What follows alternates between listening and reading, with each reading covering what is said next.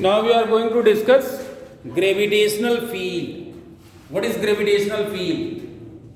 Gravitational field को explain करने के लिए सबसे पहले हम कोई भी मटेरियल ऑब्जेक्ट ले सकते हैं, या हमने सपोज कर लिया कि अर्थ ही है, ये अर्थ हमने कंसीडर कर लिया। तो हमें पता है कि अर्थ के सेंटर से जैसे जैसे हम किसी ऑब्जेक्ट का डिस्टेंस बढ़ाते जाते हैं उस पे फोर्स कमजोर होता जाता है, यानी force is inversely proportional to r square. तो जैसे जैसे डिस्टेंस बढ़ता जाएगा फोर्स की वैल्यू कम होती जाएगी, r tending towards infinity then force tending towards zero.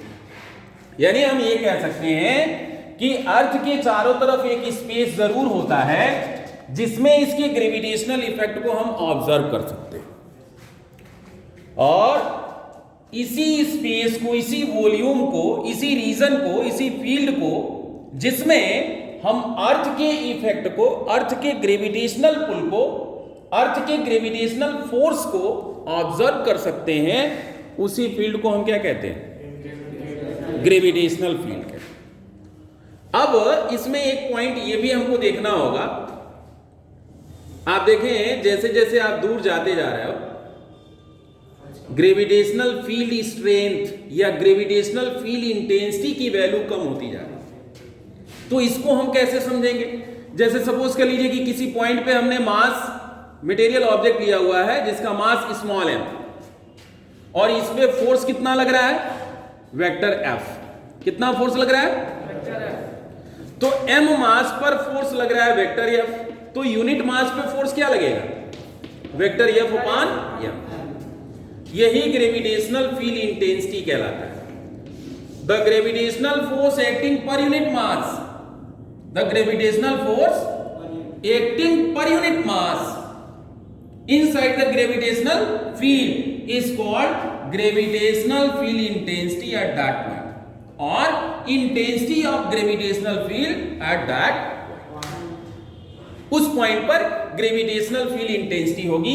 अब जरा हम जो है कैलकुलेट ही कर लेते हैं कि यहाँ इस पॉइंट पर ग्रेविटेशनल फील्ड इंटेंसिटी क्या होगी। तो इसको समझने के लिए यहाँ हम फेयर डायग्राम बना ले रहे हैं। ये हमने अर्थ एज्यूम कर लिया, mass of earth is ME, और इस पॉइंट पर हम ग्रेविटेशनल फील्ड इंटेंसिटी फाइंड करने वाले हैं। इसका मास क्या है?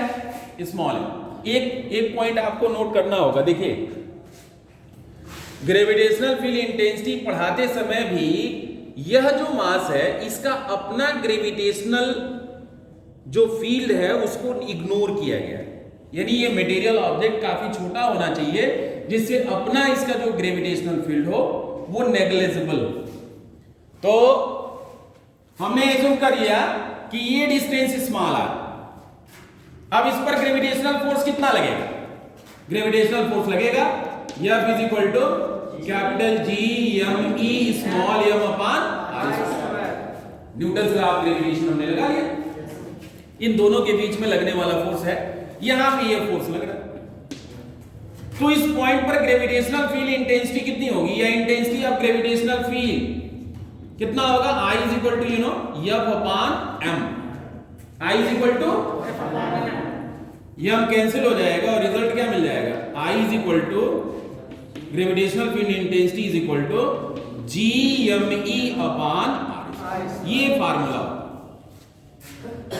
Gravitational field intensity is equal to GME upon R।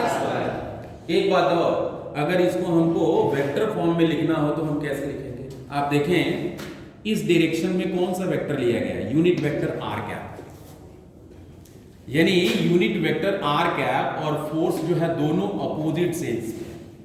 तो अगर इसको वेक्टर में बनाना होगा, वेक्टर में लिखना होगा, तो हम vector I is equal to लिखेंगे G M E upon are square into minus R cap, क्योंकि आर कैप का डायरेक्शन क्या है? Away from the centre of earth, radially outward है, और फोर्स किधर लग रहा है? Radially inward. तो ये माइनस आर कैप मल्टीप्लाई कर देंगे, यानी आप इसको लिख सकते हो vector I is equal to minus G M E r square r cap. अगर वेक्टर आर के फॉर्म में लिखना हो तो क्या करोगे?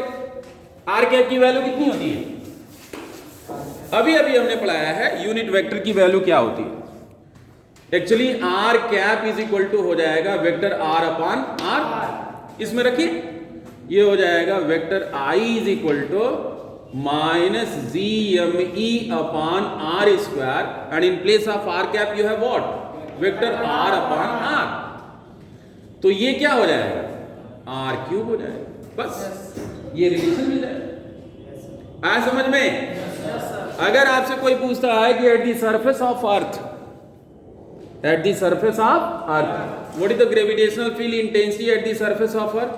Vector I is equal to हम लिख पाएंगे minus G M E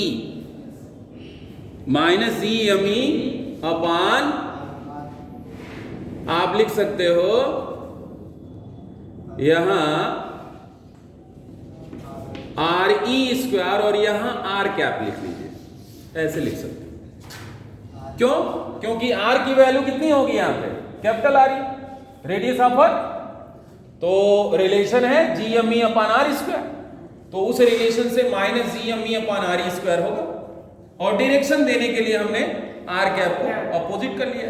are cap का अपोजिट का मतलब जो है आपको ये मिल जाएगा रिजल्ट। ठीक है, थैंक्स।